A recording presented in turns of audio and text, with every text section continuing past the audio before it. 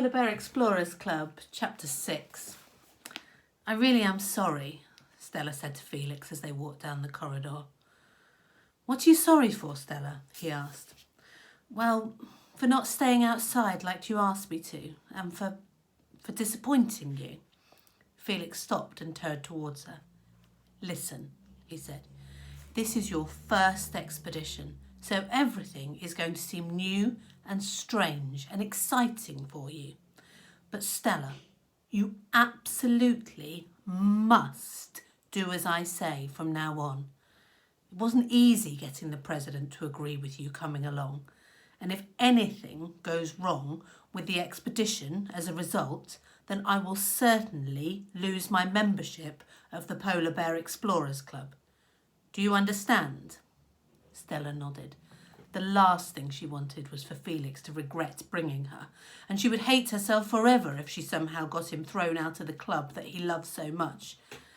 Yes, Felix, I promise I'll be good and do as you say and not let you down. Excellent. And in fact, while we're on the subject, there's one particular thing you can agree to do for me right now. Anything, Stella said. I'll do anything you want. I want you to be nice to Ethan Edward Rooke during our voyage to the Icelands. Stella couldn't help herself. She immediately pulled a face. He doesn't seem like a very nice person to me, she said. Well, Felix replied, you hardly know him, and we don't always show our people our true selves on first meeting them, do we? He's got a cold way of talking and a sneering sort of face and this nasty way of looking at you like he thinks you're less than him, Stella said. Give him a chance, Felix insisted. It doesn't do to judge others too hastily, and sometimes people are fighting battles we know nothing about. What does it cost us to be kind? Nothing, Stella dutifully supplied, although it seemed to her that it did cost something to be kind sometimes. Patience, for a start, and pride and willpower. But what did you mean about fighting battles? What battle is Ethan fighting? How should I know? Felix asked. I only just met the boy. You do know something about him, Stella said, narrowing her eyes at him. I can tell. Really, Stella, don't be such a nosy boots, Felix replied mildly.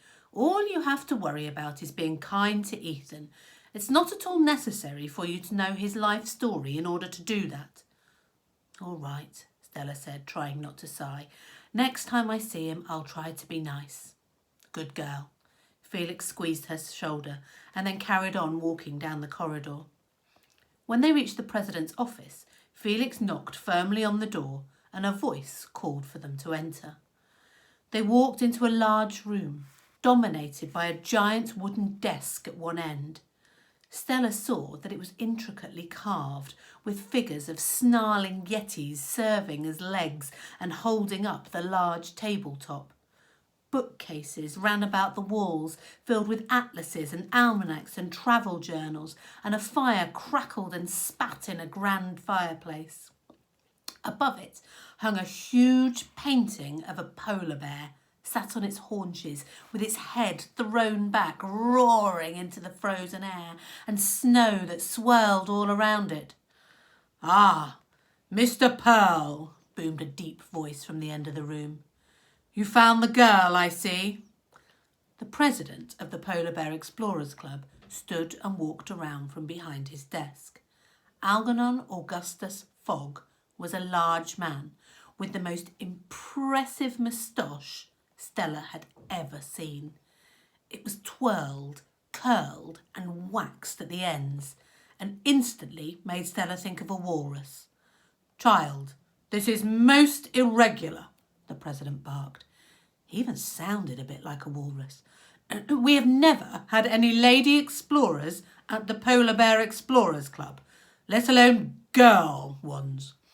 Goodness knows what the other clubs will make of us. Think us all a bunch of deranged mavericks, I don't doubt. Most irregular, quite unheard of. He sighed, reached into his waistcoat pocket and withdrew a circular tin of moustache wax, which he then proceeded to wax the ends of his impressive facial hair, giving a final twisting flourish to its already pointy tips. He said, "But you're, He hesitated and glanced at Felix, apparently unsure how to refer to him. "Your guardian?" "Father," Felix said at once, slipping his hand into his pockets and developing a sudden interest in the polar bear painting above the fireplace. "Yes, your father," President Fogg amended. "Your father has been most persuasive." "Most persuasive," he scowled. "And since he is providing the lion's share of the funding for this expedition, I have decided to allow his request as a special favour on this one occasion.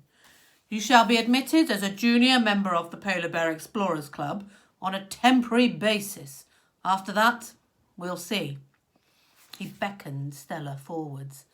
"I know you have a ship to catch, so let's not waste any more time."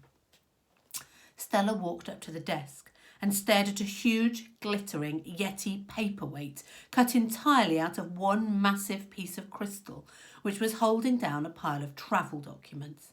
She thought she had never seen such a magnificent paperweight in her life and wondered whether she might be able to persuade Felix to get one for her next birthday. The president picked up a large, leather-bound atlas, held it out towards Stella and said, "Place your right hand over the atlas and repeat after me." She dutifully did as he said and proceeded to recite the explorer's pledge, which went like this. "I, Stella Starflake Pearl, do solemnly swear that I will explore faraway lands, strange seas, exotic jungles, and forbidden deserts. That I will bravely face fierce monsters, bloodthirsty pirates, savage beasts, and ferocious weather. I will seek to extend the limits of human understanding, discover new wonders, and commit astonishing acts of daring do. All my discoveries, scientific or otherwise, shall be made in the name of Queen, country, and the esteemed honour of the Polar Bear Explorers Club. In wind, hail, sleet, or snow, I shall keep a stiff upper lip, keep calm, and carry on regardless. I shall conduct myself in a gentlemanly manner at all times, ensuring that my collar is cleanly pressed and my moustache is well maintained, even when experiencing those narrow escapes and close shaves that are unavoidable experience of intrepid gentlemen explorers across the globe."